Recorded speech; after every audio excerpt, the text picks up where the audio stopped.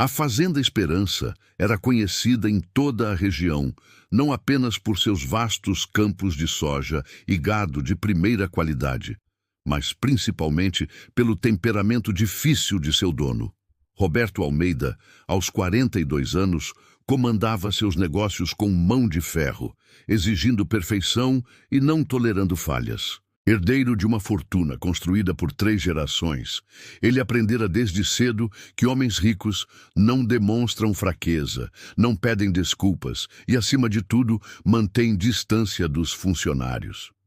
Pedro tinha 28 anos quando chegou à fazenda, contratado como capataz. Alto, de ombros largos, moldados por anos de trabalho no campo, carregava nos olhos castanhos uma determinação que impressionava. Diferente dos outros funcionários que baixavam a cabeça diante de Roberto, Pedro o encarava de frente, sempre respeitoso, mas jamais submisso.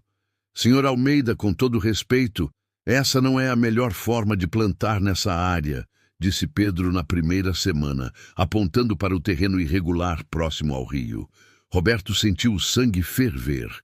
Quem era aquele capataz novato para questioná-lo? Faça como eu mandei, respondeu seco, virando as costas. Pedro obedeceu, mas Roberto notou o olhar de desaprovação. 3 semanas depois, as chuvas levaram parte da plantação exatamente como Pedro havia previsto. O prejuízo foi considerável, mas o orgulho de Roberto era ainda maior. Ele jamais admitiria o erro. Os meses seguintes foram tensos. Pedro era excepcional no trabalho, organizava as equipes com eficiência, conhecia cada palmo daquela terra como se tivesse nascido ali, e os outros funcionários o respeitavam genuinamente. Mas havia algo em sua postura que incomodava Roberto profundamente. Pedro não o temia, e isso era insuportável para um homem acostumado a ser obedecido sem questionamentos. Certa manhã, Roberto acordou com febre alta e dores intensas. Tentou ignorar, tomou remédios e seguiu para vistoriar a propriedade. No meio do caminho, tonto e suando frio, perdeu o equilíbrio e caiu do cavalo. O animal disparou e Roberto ficou caído na estrada de terra, incapaz de se levantar. Foi Pedro quem o encontrou. Sem hesitar, carregou o patrão nos braços até a caminhonete e o levou para o hospital na cidade.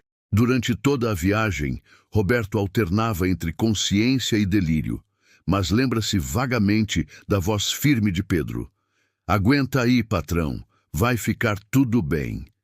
Pneumonia, diagnosticou o médico. Mais alguns minutos sob o sol e as consequências poderiam ter sido fatais. Roberto passou 3 dias internado e quando voltou à fazenda, algo havia mudado dentro dele, embora seu orgulho ainda não permitisse que demonstrasse. Pedro continuou trabalhando como se nada tivesse acontecido. Não esperava agradecimentos, não cobrava reconhecimento, simplesmente cuidava da fazenda com a mesma dedicação de sempre, assumindo responsabilidades extras enquanto Roberto se recuperava. Mas Roberto observava como Pedro tratava os outros funcionários com respeito, como resolvia conflitos com sabedoria, como conhecia o nome de cada trabalhador e perguntava sobre suas famílias. Observava e, pela primeira vez em décadas, sentia-se pequeno diante de alguém que não tinha sua fortuna, mas possuía algo que o dinheiro jamais comprara: integridade genuína. Semanas depois, durante uma tempestade violenta, parte do celeiro desabou. Roberto estava no escritório quando ouviu os gritos. Correu até lá e encontrou Pedro preso sob uma viga pesada, protegendo com o próprio corpo 2 funcionários mais jovens que conseguiram escapar ilesos. "Tira eles daqui primeiro!" gritava Pedro, o rosto contorcido de dor. Pela primeira vez na vida, Roberto agiu sem pensar em hierarquias ou aparências. Junto com outros homens, ergueu a viga e puxou Pedro para fora. O capataz tinha o braço esquerdo gravemente ferido e 2 costelas quebradas.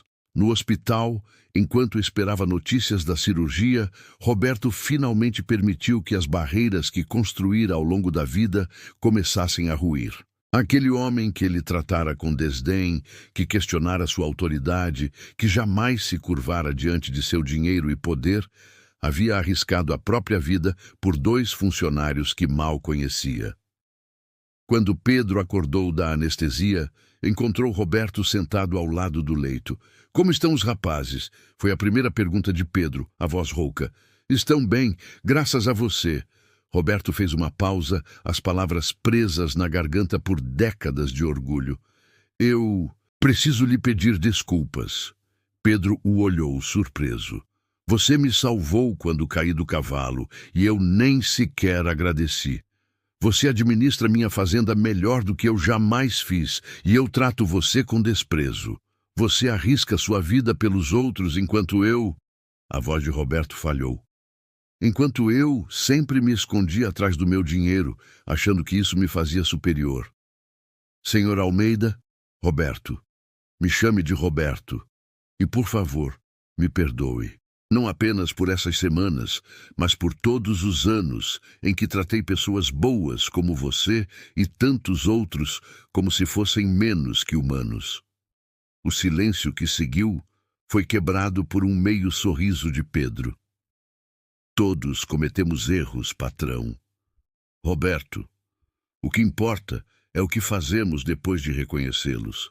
Aquela conversa foi o início de uma transformação profunda.